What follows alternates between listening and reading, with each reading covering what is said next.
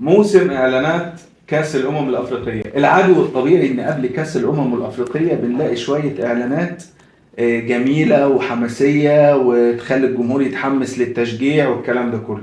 بس السنه دي في حاجه غريبه، انا مش حاسس ان في اعلانات كتير، اعلانات قليله.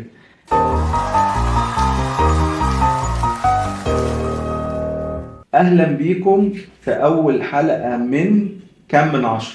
بقول لكم ايه، تعالوا نتكلم النهارده عن الاعلانات ونشوف ايه الحاجات الحلوه اللي اتعملت.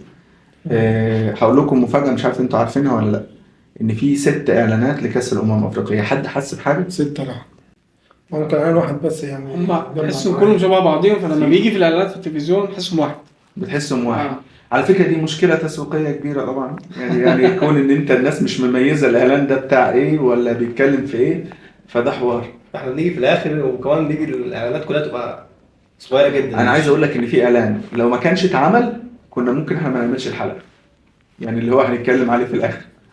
بس في اعلان واحد لو ما كانش اتعمل كنا مش هنحس ان في سيزون. بس ده مش العادي السنه دي، الناس مش بتعمل اعلانات لكاس الامم، الناس مش متفائله، صح؟ ما السبب عدم التفاؤل. هو في برضه معضله كبيره في الاعلانات اللي ليها علاقه بالمواسم الرياضيه، ان انت بتبقى مش عارف النتيجه. وطبعا بعد فاكرين الازمه بتاعت بيبسي لما في 2019 لما عملوا اعلان قبل البطوله واعلان في كل مرحله لو احنا كسبنا واعلان لو احنا خسرنا هي طبعا ضغط كفكره. كاس العالم اهو. هي لا 2019 كاس دي بعد كاس الأمم الأمم. كان فين؟ اللي كانت هنا دي اللي طلعنا فيها من جنوب افريقيا اللي احنا فزناها امبارح طبعا. تمام. اكيد. بس فطبعا بدات الشركات تحرص لان حصل هجوم كبير على الاعلان ده خسرة. والمشكله كبيره. احنا هنا في كام من 10 برضو مش بنقيم بس ان ده اعلان حلو ولا لا، برضو في حته تسويقيه هنتكلم فيها، وبرضو لازم نحط في الاعتبار اذا كان الاعلان ده مؤثر ولا لا. حتى لو كان تاثيره ممكن يبقى مش افضل حاجه. يعني الفكره بتاعت بيبسي بتاعت 2019 اللي اثارت الجدل، هم اثاروا الجدل وده هدف من اهداف الاعلانات، ان انت تخلي الناس تكلم عليك. وليه اصلا الشركات بتعمل اعلانات لكاس الامم؟ ليه انا داخل كاس الامم واصرف ملايين وبتاع؟ الفكره ان الناس تذكر اسمك، فانت بتدخلها فين؟ بتدخل اسمك وسط الانترست بتاع الناس، الاهتمام بتاع الناس، فبالتالي تعرف الناس ونيجي احنا نتكلم هنا ونقول اعلان كذا واعلان كذا واعلان كذا. فيلا بينا نبدا الحلقه بتاعتنا ونبدا نتكلم عن اول اعلان. واعلاننا الاول هو اعلان هايد بارك ديفلوبمنت مع الكابتن حسن شحاته. تعالوا نتفرج عليه وبعدين نتكلم. يلا بينا.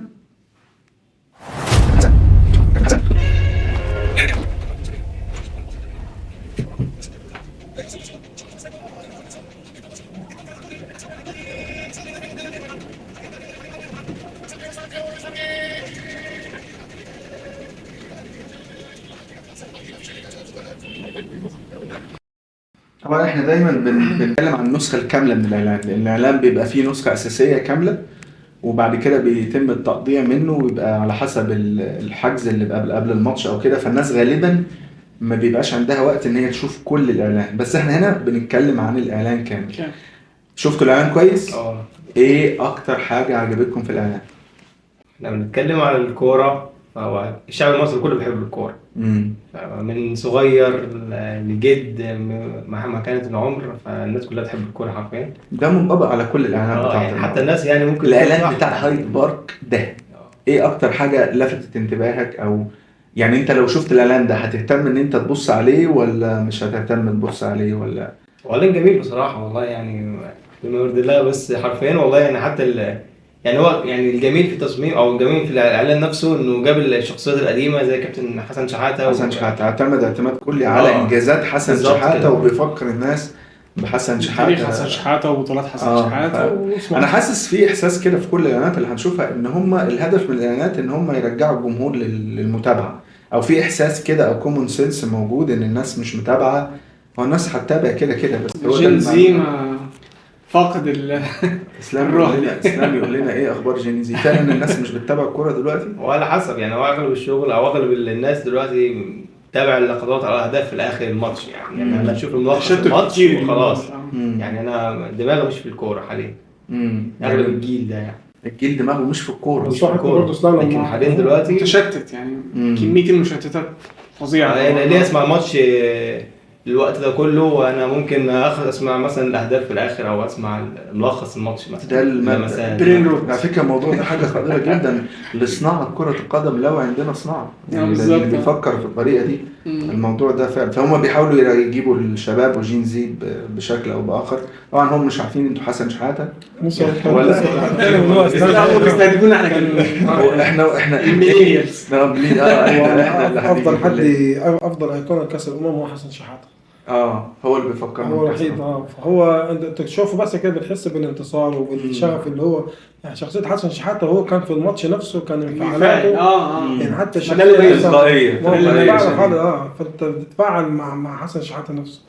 فهو اختيار الشخصيه دي مناسب جدا يعني عن اكتر من فكره باقي الاعلان. يعني انا افتكر لو ليه الاعلان في فكره ثانيه يعني هو فيش غير في شويه لقطات وفي اغنيه طبعا اغنيه حماسيه بس برضو الاغنيه ممكن تبقى بس في حته كده في اي اغنيه بتسمع بيبقى في رتم معين، دي ما حسيتهاش بصراحه. هو عامل كوكتيل هنا. جايب ايه؟ جايب اللي هو التون الموسيقى اللي هي منتشره اليومين دول، موضوع الراب والشعبي ومش عارف ايه. حتى الصوت الرفيع قوي ده اللي بيبقى في الاغاني الشعبي جايبه في الصور. فهو هنا بيخاطب كذا حد يعني. جاب حسن هو كان عايز كذا حاجه. انا بيتهيألي انها ما وصلتش لاي حاجه مع احترامي الشديد الحديد ده مش هينفع. انا حاسس انه كان يعني عارف انت ايه، عايزين نعمل الاعلان بقى كاس الامم يلا بينا بقى نستعد فيلا بينا. فعارف السرعه دي هي اللي بتخلي حاجه مش كرييتيف او برضه ما ضافش الحته بتاعت الشركه نفسها. يعني هو الاعلان ده خاص بشركه ايه. طبعا انت هتشوف الاعلان مش هتعرف اذا كان شركه هو بس في الاخر يعني حتى كان برضه كان ممكن يضيف حته صغيره مثلا الناس بتحضر الماتش مفيش حتى فويس اوفر يجيب اسم الشركه حاجه بس كده ممكن يبقى في الاخر حصل. لا هو في الاخر الايبورد في الاخر لوجو ممكن يضيف اي حاجه فيه وكان مناسب. هو كان ممكن يصور في مكان مثلا عنده ماتش بيحضر في ملحوظه انه استخدم اي طبعا دلوقتي ده الترند اللي بدا يبقى موجود ان استخدام بس خلي بالكم انا عايز اقول لكم احنا عشان شغالين بالاي في حاجات فاحنا بنلقط الموضوع ده بسرعه لكن ما اعتقدش. بس الغريب بقى ان انا بدات الاقي الناس بدات يعني تعرف الاي وتاخد بالها ان ده اي ده. اللقطه بتاعت حسن شحاته اللي رفع الكاس وعملها بس المفروض هي موجوده اصلا. انت معلش اكتر من 3-4 من صور كتير خلاص لحسن شحاته وبيرفع الكاس في اوفر يوز. كان ممكن تجيبه برضه. انا شايف ان في ابيوز من الاي او استخدام مبالغ فيه بالاي او استسهال الحاجات دي. معلش يعني معلش الاعلان هو ده استسهال الجماهير كلها الجماهير كلها مع انه عنده لغات جماهير كتيره وممكن يعملها ايديت يعني بالاي ما يتحسش. يعني اللقطه بتاعت البنات اللي هم كانوا لابسين التيشيرت اللي عليه ايجيبت هو نفس الاسطمبه. يعني هم البنات شبه بعضيهم. ال5-6 بنات اللي جنب بعض كلهم شبه بعض، نفس العالم نفس البتاع. فهو تقريبا عشان طيب من الاخر عشان بس ما نطولش على الناس، كل واحد يقول لي هيدي الاعلان ده كام من 10 وكل واحد. انا عايز اديك برضه في حته لقطه صغيره عدت كده. الطفل اللي طلع ده في ده ابن شيكابالا يعني. انا حبيت الاعلان عشان شيكابالا ادم ابن شيكابالا ابن شيكابالا فانا اديله نسبه. انا ليا كده انا على جنب. انا ادي رقم كبير شويه عشان بس يعني نركز على حته حسن شحاته وايقونه وعرف يستخدمها بكذا بس كده. خلي بالك الاعلان ده زملكاوي. لا مش حسن شحاته محطوط في المنتخب اكتر يعني ما جايبش اي حاجه ذكرى ليه في الزمالك. يعني برضه الزمالك ما جايبش شيكا بس. ناخد السكورات كام من 10؟ 8 من 10. 6 من 10. 8 يعني 5 من 10. تمام. تعالوا نخش على الاعلان اللي بعده. انا بصراحه يعني اصل بص الاعلان عشان يبقى اعلان انت لازم تعمل لود شويه، لازم تتعب شويه، لازم تعمل حاجه اقوى شويه. هو انا هلاحظ دلوقتي ان كل اعلان يعني هو ليه دماغ تسويقي مختلف. هو يعني هو ده اللي حب يستهدف كل الناس. هنشوف دلوقتي اعلانات ثانيه. هنشوف حاجه ثانيه. هتلاقي حاجات مختلفه في الهدف. طب يلا بينا ناخد اعلان بنك مصر.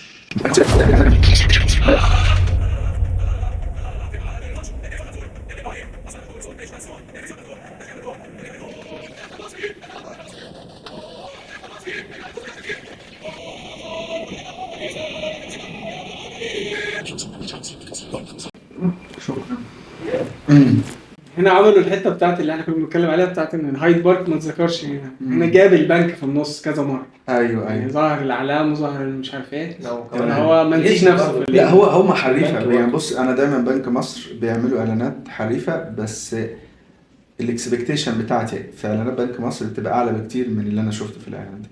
يعني متوقع ان يبقى طبعا هو بنفس الكونسبت ان انت تستخدم اغنيه تعلم مع الناس، وبرضه بس الاي للاسف انا مش حاسس ان الاغنيه دي معلمه مع حد. هو يعني بس أنا مش هو حاسس ان ما فيها فيش مطرب، هو ده كان وما فيهاش يعتمد على مطرب، الأسالي. مفيش الاسالي، اه مفيش بقى سلطان، مفيش الناس اللي كانت بتسمع بتغني عليها. ايوه رمضان. وبرضه عايز حتى آه. الموسيقى نفسها متاخده من اعلان كوكاكولا من فتره. تحس نفس هو الريتم بتاع نفس- حاجه انت سمعتها آه. قبل كده. فانا بالعكس انت لما بتبقى سامع حاجه متهيألك انت سمعتها في حاجه من اتنين، يا اما تعلم معاك وتدندن فيها، او ان انت تتجاهلها تماما. فانا شايف ان ده ناحيه التجاهل. يعني انا عن نفسي ما حاسس. انتوا كنتوا عارفين ان بنك مصر عامل اعلان لكاس الامم؟ ومالوش مش عكس حاسس بيها، صح؟ يعني برضه مفيش حاجه تميز هنا. ولو جه برضه ذكر اسم البنك مصر وبتاع، بس ما فيش حاجه تشد. حتى التصوير كل استخدام الجرافيكس كله اي اي بشكل رهيب. انا ما يعني تصرفش عليه انا الحاجه. برضه في حته الخصم على 2006 برضه هو ما جايبش مشاهد. كان في مشاهد كتير يقدر يستخدمها في 2006 بالظبط. حتى في المدرجات كان في مشاهد ايقونيه للمدرجات. بس هو يحسب له ان هو استنضف في الاي اي يعني. برضه جاب يعني ايه ماشي للجمهور العادي مش هيفرق معاه. بس احنا طبعا احنا عندنا مشكله ان احنا بنأسس الموضوع ده بشكل كبير.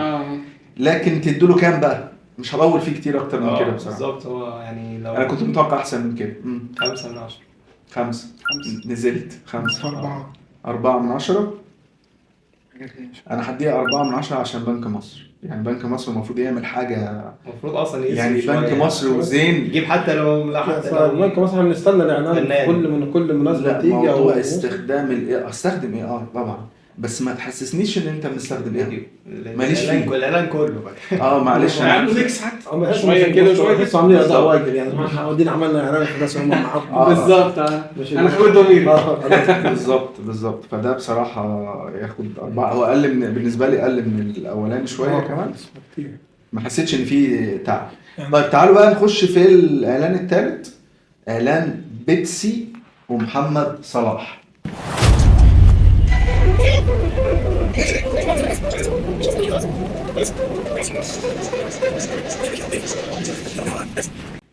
نعم، ايه رايكم؟ اولا الاعلان ده اقصر اعلان شفناه لغايه دلوقتي، حوالي بالظبط 30 ثانيه. تمام. بيعتمد اعتماد كلي على محمد صلاح وبنته بناته الاثنين بيبقوا موجودين في الاعلان، ومكه اتكلمت كلام كمان. الالوان بتاعه الاعلان ممتازه باختلاف الاعلان اللي شفناه قبل كده. كانوا بيركزوا على اللون الاحمر اللي هو منتخب مصر والحماس والكلام ده كله عشان بيبسي بتاع الالوان. بس اختياره للالوان، الوان الاعلان جميله جدا. احنا هنا مش بنتكلم على بيبسي والموضوع، احنا بنتكلم على اعلان. تمام. فاحنا بنشوف الاعلان ده شكله ايه اكتر حاجه عجبتكم في الاعلان؟ هو مكثف يعني. هو ركز جامد على رساله. مسج واحده. انت محمد صلاح لازم تاخدها. يعني انت لازم تتعب عشان دي مصر. ودي مصر لعب على حته في حته تانية يعني بالنسبه محمد صلاح بقى النجم ومش عارف ايه. فاللي هو انا شايف اختيار موفق بالظبط. واختيار بريميوم. هو اصلا هي بيبسي هي اللي عملت محمد صلاح في زمان في المشروع هي بارتنر معاك اعلانيا من زمان. كويس هي ان هم جابوا وفودافون صلاح. من زمان. ايه تاني؟ والبنت برضه انت خدت كل حاجه، بس هو ما خدش حاجه منتخب مع منتخب مصر. صعد كاس العالم بس ده يعني انجاز ما يعتبرش انجاز. هو يحسب أخد لقب كل حاجه مع النادي مع بس ما خدش لكن ما هو ده اللي كان بتتكلم فيه. ما قالها دي مصر دي حلوه. ان هو دي مصر. بس هو كان ممكن هو يعني اتكلم ممكن يمثل احسن من كده. ان هي لا انا لسه باجي لسه باجي لمصر. ده جديه شويه يعني. هو قال ان دي مصر. فانت لو كنت واخد بطوله قبل كده فكان الفكره هتتغير ولا لا؟ لو كان واخد بطوله مع منتخب قبل كده ما اخدش. ما هو ما خدش. بقول لا لسه باجي مصر مثلا، لسه باجي الحلم الكبير. بس الرساله وصل. بس كان بس بيعمل حماس منه اكتر. بس هو راجل مش ممثل يعني. مش فاضي ممكن مش تمثيل من زمان. هو الشعر بتاعته لا تحس دايما الايموشنز بتاعته مش احلى حاجه. كنز البيبسي برضه ظهر بشكل ملفت. لا هو بصوا كاعلان يعني ممتاز. تمام. انا بقى ايه اكتر حاجه عجبتني؟ اللقطه بتاع بنت محمد صلاح لما رفعت العلم عجباني جدا. سكر، إيه اسمها ايه البنت الصغيره؟ مكة. كيان متهيألي، لا، كيان كيان. كيان سكر. وانا بحيي محمد صلاح ان هو دايما عنده الجراءه ان هو يبقى اولاده معاه في الاعلانات والحاجات دي. بالظبط. يعني دي انا اعتقد مش كل الناس بيبقى عنده مكرش، بس بصراحه اللقطه دي معرفش ليه كل ما ابص ابقى عايز اتفرج عليه. فدي يعني لقطه موفقه. ندي بقى البيبسي او الاعلان محمد صلاح كام؟ انا لو ارشح على محمد صلاح 8 من 10 لانه علشان خاطر محمد صلاح. طبعا ريسبكتد. أكيد. انت راجل مكلف ودافع فلوس للنجم العالمي، عادي جدا يعني حقه يعني. بالظبط. تدي كام؟ 7. متهيألي انت ده على سكور ولا في حاجه اعلى؟ على سكور تقريبا. مش دي 8 او كان ممكن اديله اكتر من كده، بس 8 حاجه يعني. 8. وانا اديله 8 برضه، اديله 8 لان انا حاسس ان ممكن كانت تبقى حاجه اعلى. اقول لك ايه، اديله 7. معلش انا هدي 7 زي بعض. تمام 7. لا انا اديله 7 لان انا شايف ان في حاجه ممكن تتعمل. هي المده هو السكريبت ما تعبش عليه اكتر من كده، لان هو حب يلاقي رسالة واضحة بس يا جماعة. هو حب يلاقي بسبب مناسبه محمد صلاح، مختلف فما لهاش غير الحته دي. بيني يعني وبينك هي واقعه شويه بيني بس وبينك لو طولت، يعني احنا هنشوف دلوقتي لو طولت اكتر من كده هتبقى اغلس. لو طول اكتر من كده هو بيبسي محمد. لا هو طول مناسب. انا بتكلم عن فكره السكريبت نفسه، كفكره ان انا اجيب محمد صلاح واقول له لا لازم تجيب البطوله دي، حتى يعني ناقصه حاجات كتير زي ما ماشي اوكي. تعال نشوف الاعلان اللي بعده. اعلان اند نشوفه كده ونرجع مره تانية. نخش على العتاوله.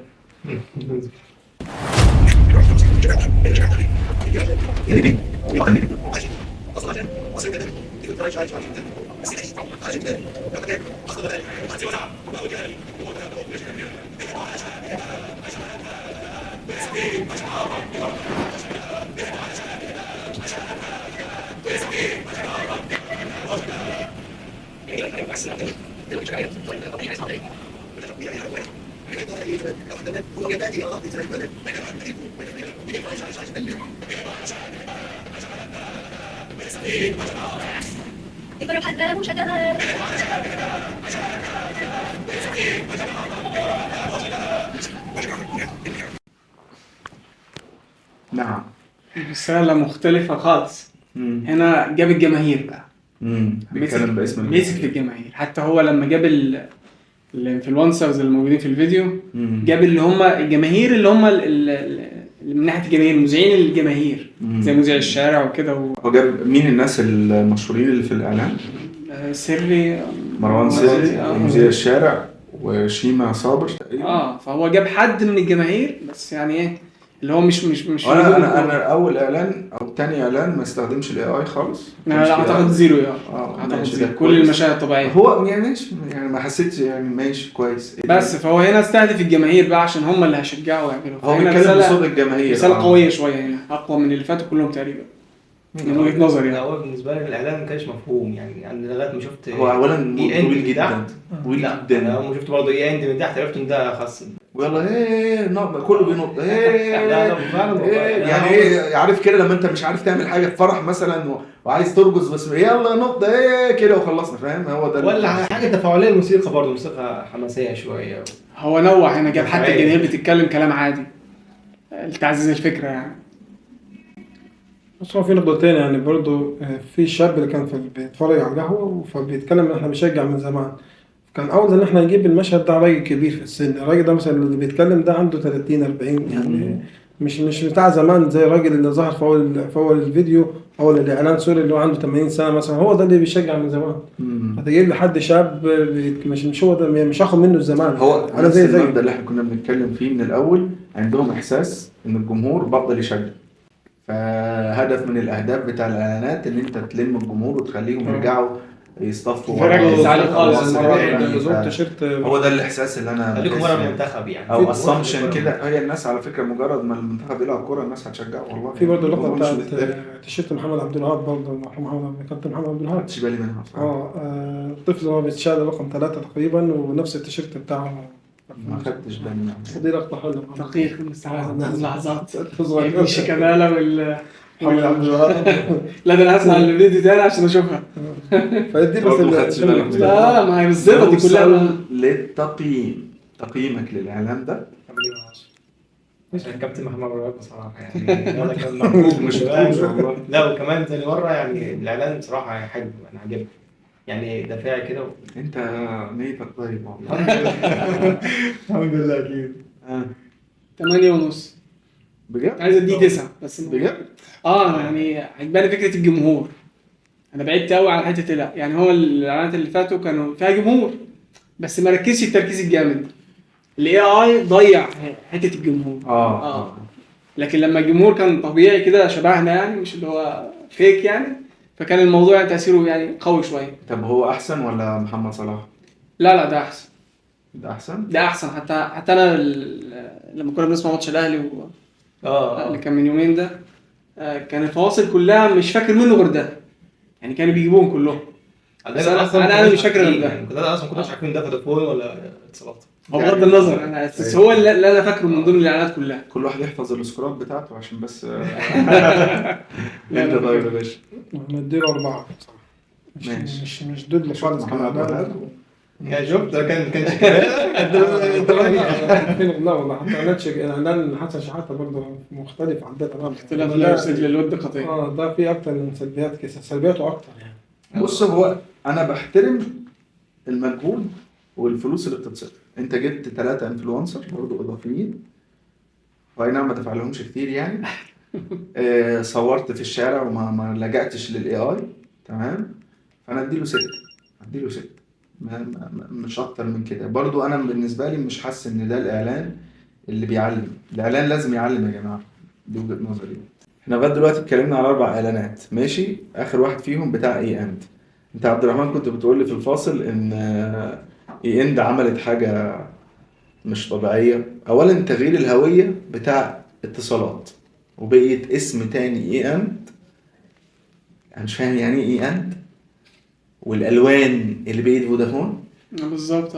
ايه رايكم يا جماعه؟ انا بقلد بس ان ده الموضوع ده موضوع مثير للجدل بشكل غير عادي، واحنا كجمهور يعني عايزين نفهم يعني ايه اللي يخلي حضرتك تعمل حاجه زي كده بجد؟ بإيميتيت يعني بقلد الشخص اللي ناجح. يعني هو كده تقريبا يعني فيها يعني تقليل منهم ان انا رايح للون الحد منافس. يعني اللون الاحمر ده يعني ابعد لون كان ممكن يستعملوه يعني المنافس الرئيسي فودافون. هو اقوى منافس، فده اضعف موقفهم. هو اقوى منافس فعلا. انت بتخش تمشي في الشارع ممكن يبقى فرع ايه ده متهالك ان هو فودافون. اللون الاحمر خلاص لزق عندي فودافون، فاهم. مع ان اتصالات في مصر كان اسمها اتصالات، كان ليها جمهور كبير وكان فيها شعبيه. انا اعتقد ان دي من الحركات اللي بتتكتب في التاريخ. المفروض ما نعملش كده.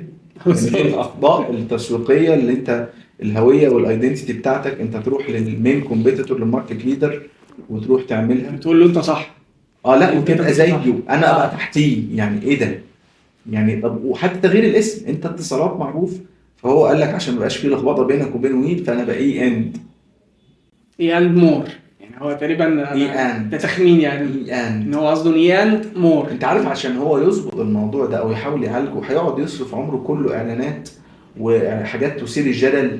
يعني فاكر الموضوع بتاع الزمالك لما جه الواد بتاع افلام عمل المشكله وقعدوا يتريقوا على حد تاني؟ فاكر الفيلم اللي عملوه هم في اعلان من الاعلانات؟ كانوا عاملينه مجنون ده مجنون وسيد هو هيقعد يثير الجدل. على فكره ده مقصود، يعني هو مقصود عشان الناس تتكلم عنه. يعني ده حل من الحلول اللي فريق التسويق بيعملها علشان يخلي الناس تتكلم عنه. ما هو الهدف ان انت الناس تتكلم عنك والناس تعرفك او اويرنس بمعنى صح. لكن هو زنق نفسه في حته هيقعد يعاني فيها العمر كله بشكل غير تغيير اللوجو. يعني اللوجو تقريبا اتغير يجي 4 مرات تقريبا يعني حسب ما خدتش بالي انا من الموضوع ده. لا البدايه كانت دايما لما اتصالات ظهرت جديد كان اللوجو اخضر في اسود تقريبا، لونين مع بعض. اخضر في اسود وكان منفوخ. كانت الراوترات القديمه كده كان اللوجو منفوخ شويه. بعد شويه راح تقريبا شالوا الاسود حط ابيض وخلوا اللي هي نفس الشكل اللي هو كان كده اخضر بس. اخضر بس. وبعدين تقريبا عملوها اتصالات مكتوبه كده واللون فتره اسود اسود واحمر كان. وبعد كده طبعا اللي هو احمر بقى فودافون. بهدلنا الدنيا.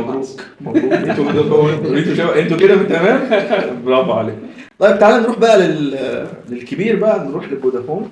انتوا ملاحظين ان كل شركات الاتصالات عملت اعلانات لكاس افريقيا ما عدا وي. ما عدا وي. ما عدا وي. وده حاجه غريبه، هم كانوا قلقانين. ده قلق مش اكتر. هتلاقيهم عملوا على لان فكرة. هي المفروض يعني انا متوقع احنا النهارده بس كانوا متاخرين. هم النهارده بيعملوا لا إيه ما لما هم البطولة؟ يبقوا عدوا الدور الاول فيعملوا لك بقى اعلان وبتاع. فاهم؟ لا، عشان في يبقوا السيف- بيلعبوا في في السيف المضمون سايد. يعني. بس اعلاناتهم حلوه بصراحه يعني. وي لما بتعمل اعلان حلوين. طيب تعال نشوف بقى ايه ده فودافون.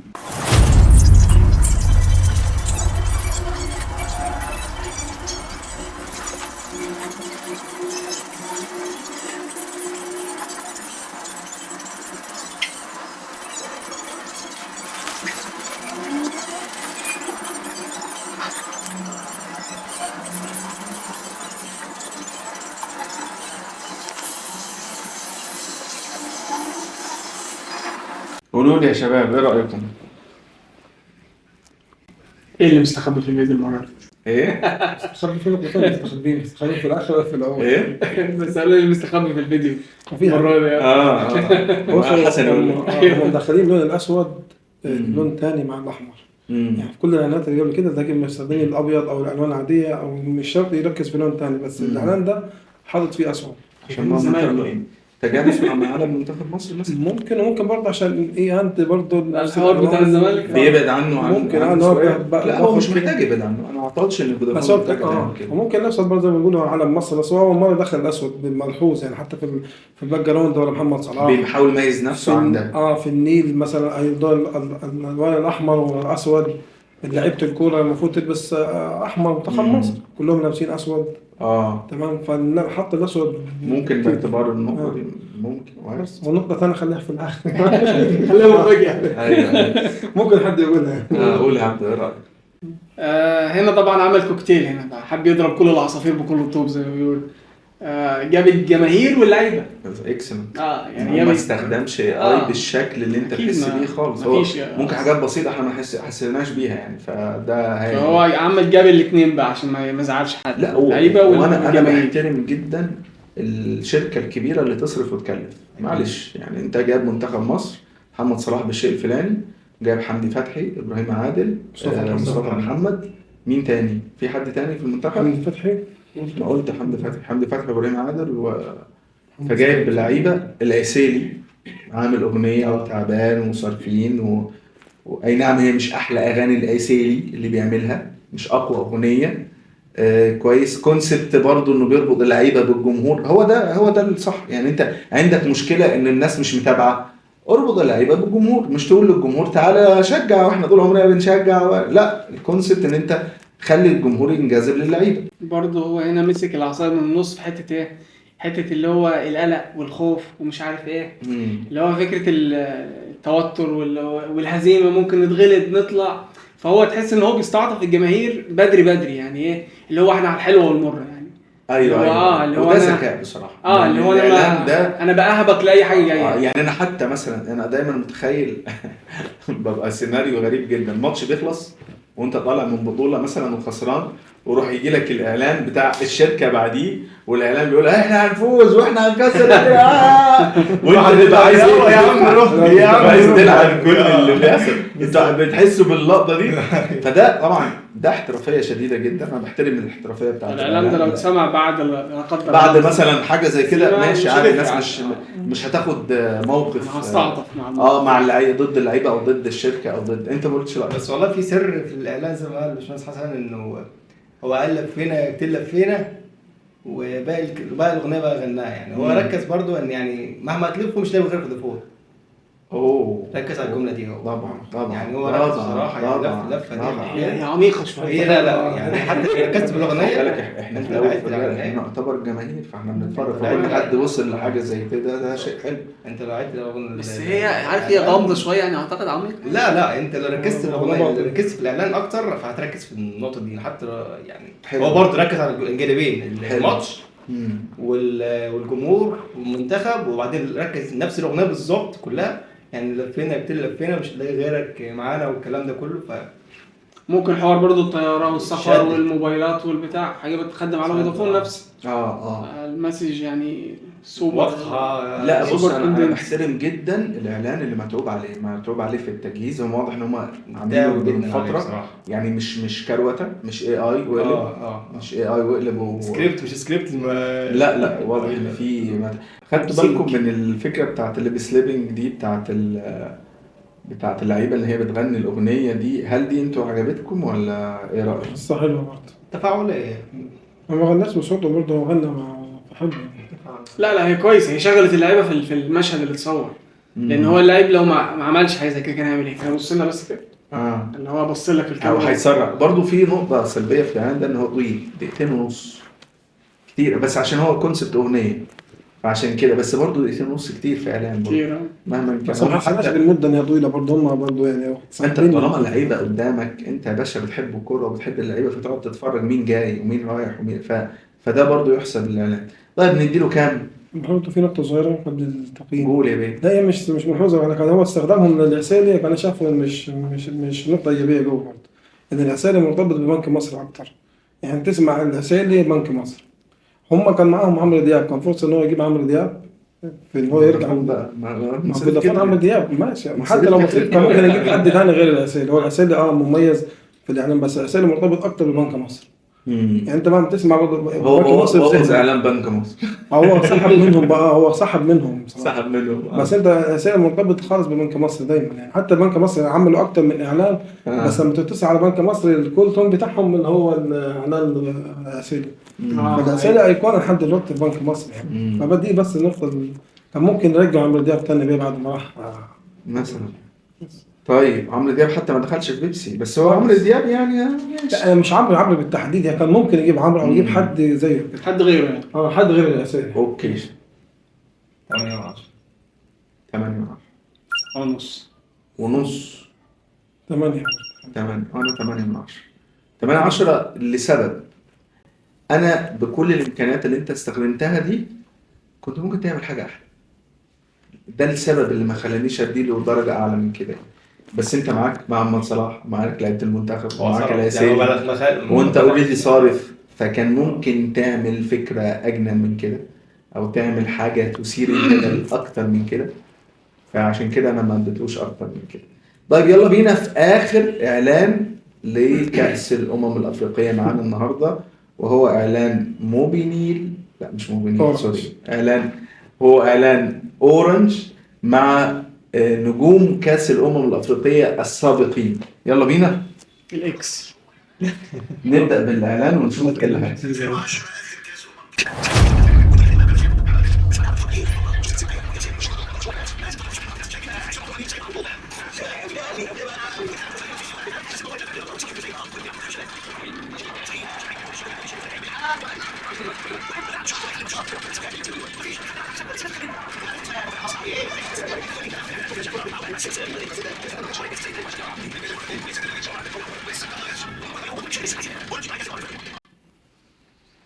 روعة. مدته قد ايه؟ روعة حرفيا. دقيقة ونص. حسيتش بيها. دقيقة ونص. انت كل مرة ممكن تتفرج عليه 10 مرات عادي. بالظبط. ايه هجيب ده خالص صح. خيال. بس لو في سباقات انت برضه بتبقى مبسوط بيها يعني. ايه يعني ان هو بيصدر لك التشاؤم مش التفاؤل اكتر يعني.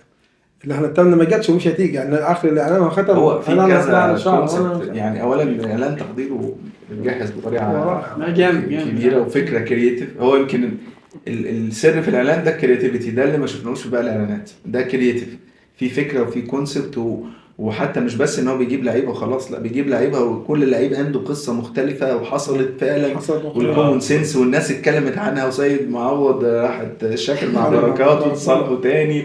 بيفكر ناس بهيستوري بطريقه ذكيه جدا. وميدو طبعا، ميدو ده ملك الاعلانات. ميدو ده انا بشوفه ملك الاعلانات، بيعرف ياخد الكاميرا وياخد اللقطه بطريقه لا يدفع له فلوس بجد. هو مش خساره اي فلوس تدفع لميدو. مش بيمثل يعني. لا هو يعني هو بتاع اعلانات يعني. هو فعلا بتاع، وحتى هو بيلعب كوره كان بتاع اعلانات يعني. ما كانش بتاع كوره كان بيلعب بتاع اعلانات يعني.